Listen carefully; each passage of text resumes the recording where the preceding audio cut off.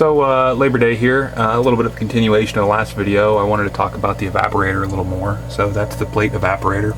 It's two about 1/8 inch thick plates with that about 12 feet of copper tubing in between them. It's about ready to kick off here. I have it set to about 35 degrees and it's warming up now and I have the door open. I kept raising the thermostat there because we're getting freezing in the bottom. Not very good air circulation inside here. I'm actually thinking about putting a baffle just offset from this, just a plate of plexiglass or something to get a little bit of air circulation through there. And because, you know, the bottom tends to get a lot colder as the cold air sinks into the bottom. But all in all, it's pretty smooth running. Close the door up here. So right now it's set to about 35 to 44 degrees Fahrenheit for where the thermostat probe is. A little bit of information here on the run. So I'm still getting a lot of this this jagged pointer here. So so here's 3 separate runs.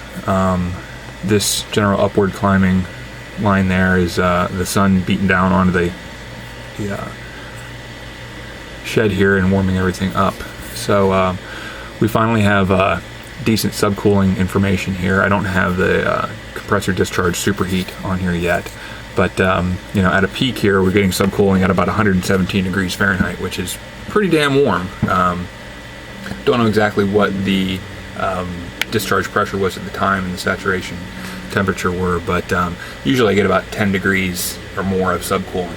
Now the heat interchanger takes care of a lot of a lot of that, which is probably where a lot of this jagged stuff's going on here. So the red line at the bottom, that's the actual suction temperature directly after the evaporator but before the heat interchanger, and then the blue one, the jagged one, is the after the heat interchanger but before the compressor. So that's the difference there, being the heat added by the capillary tubing subcooling the liquid refrigerant in the high side before it exits the capillary tube, and then dumping that heat into the suction line back to the compressor.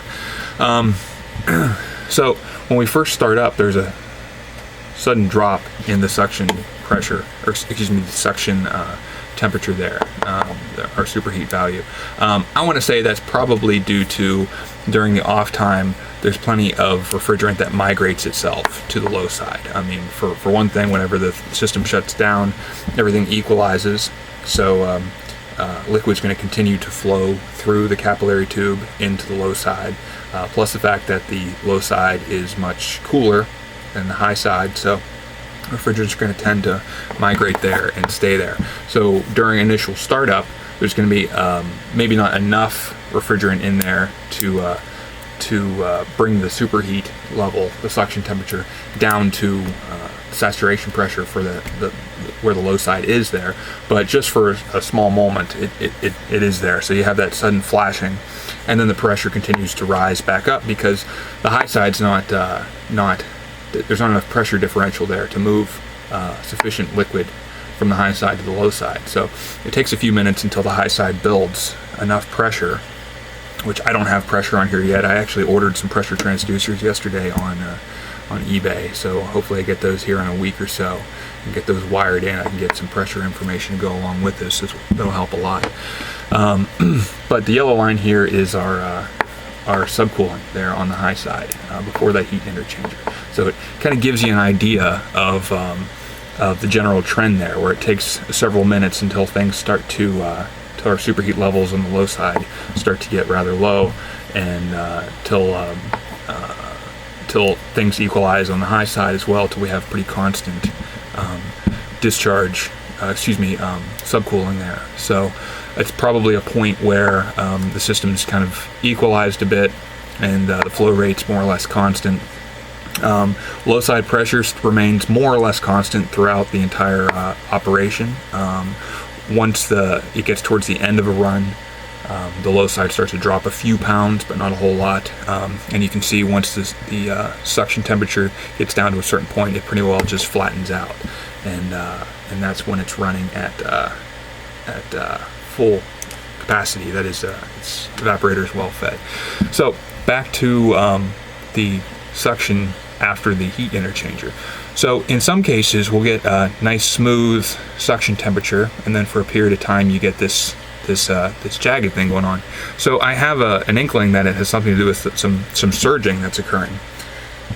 Now I'd like to get some pressure information along with this, to go along with this graph in time, that might educate me a little more here. But I'm thinking it has something to do with gas pockets making their way through the capillary tube. There's places in the capillary tube where it could be flashing. If I had the heat interchanger longer or shorter, I'd imagine it would change the dynamics of this. If I had the heat interchanger earlier in the capillary tube rather than at the very end, that would probably change things a little bit. But as you can see, there's other runs here. Now, for instance, this one, you have that surging, or that jumping up and down, really all from the beginning of the run till about the middle, and then it's smooth, and then you get it again, and then it's smooth at the point where the suction temperature is only a few degrees higher than the saturation temperature for the low side. So it's kind of funny, but the fact that there's a difference there over time, a few dozen of these runs, hopefully I can get to the bottom of this, of what's going on. Something else that's kind of interesting is the shape of the subcooling on the high side line there. Once it gets to a certain point, it more or less flattens out. This one actually rose to a peak and then dropped and then peaked back up, which is interesting because we have these two occurrences of this jumping up and down on the suction. So I still think it has something to do with the flash point of the refrigerant in the capillary tube moving around. And so theoretically, if that flash occurs in the tube, it's going to absorb some heat from the refrigerant within the capillary tube itself to do that flashing. It's also going to pretty effectively cool and not require cooling. It's not going to dump as much heat into the suction line, which is going to allow that temperature to fall. So you get these up and down, up and down, up and down, up and down. And you can see even in this mashup here, there's a general trend. There's a shape to the bottom of the curve, and there's a shape to the top. It's less so obvious in this one, but you can see there's a general downward trend there, until eventually it gets down to the point where it's only a few degrees higher than the suction temperature. So